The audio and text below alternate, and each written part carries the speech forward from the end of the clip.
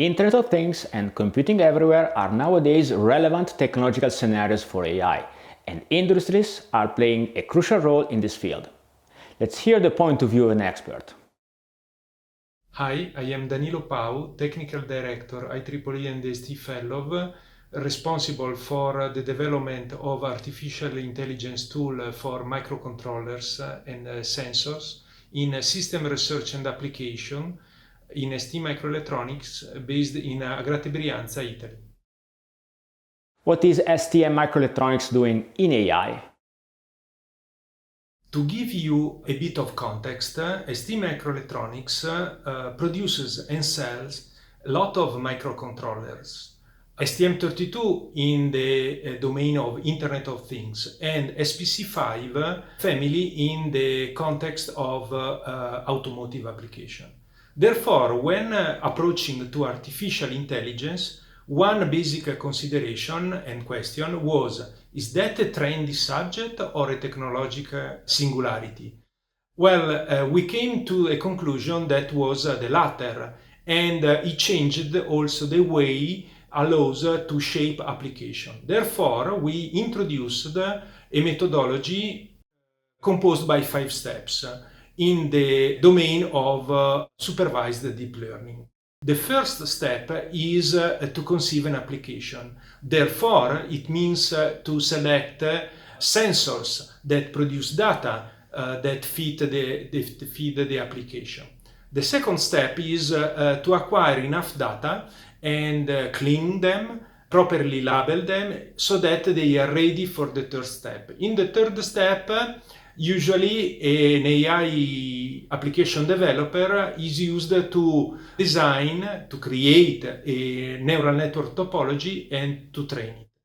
Therefore, it uses well-popular deep learning tools such as Keras, TensorFlow, PyTorch, and typically they are exported in formats which are used to run neural network on various devices.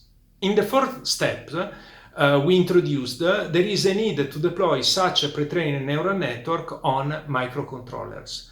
Therefore, to automatically deploy them and validate on company-made microcontrollers, STM32 and SPC5, we introduced a unique technology which automatically translate them into efficient code and libraries that run with scarce resources on those microcontrollers.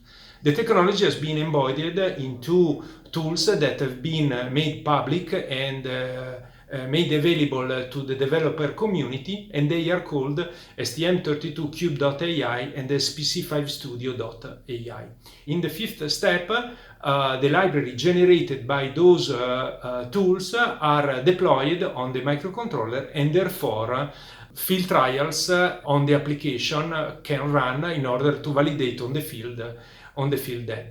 Those tools have been conceived in such a way they satisfy 4 basic requirements. The first is to be interoperable with publicly available deep learning tool, such as the one I mentioned, Keras, TensorFlow, and the one that allows to create ONNX representation. It's important because the interoperability topic, because through a well-defined standard format, it is possible for those tools to export pre-trained neural network and for our technology to import and do the processing. The second requirement is the capability to generate code that can feed any integrated development environment the embedded software community is willing to use. There are many IDEs around the community which is used to use them, and therefore we need to interoperate once again with them. How? To generating ANSYS code. The third requirement is to be agnostic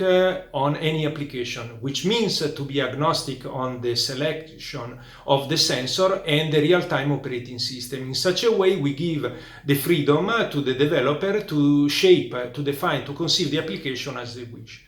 The fourth requirement is to be capable to use the microcontroller as an artificial intelligence hub.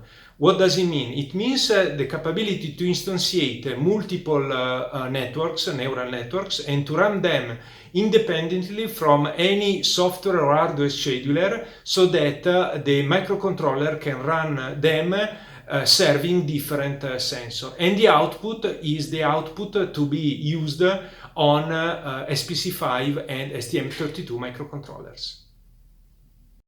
What do you think is limiting broad AI development?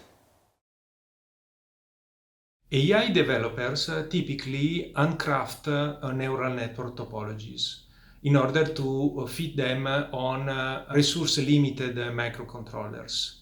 One of the major challenges I see in the future is to allow them to use tools that automatically generate neural network topologies and optimize their hyperparameter simultaneously in line with the constraints posed by the microcontrollers. So what we need in the future are neural architecture search / hyperparameter optimization tools guided by resource constraints in order to simultaneously allow the design of the network accurate and deployable on microcontrollers.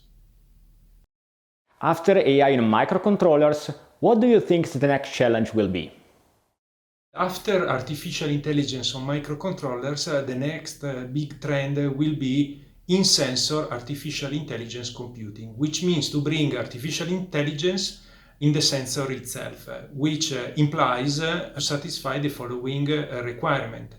Be low complex as the sensor itself is, therefore be integrable on the same die, sharing the same technological node, and be as low power as the sensor it is, which imply clearly to be in the microwatt power consumption envelope. So, the future of AI is bright and low power. Thank you, Danilo.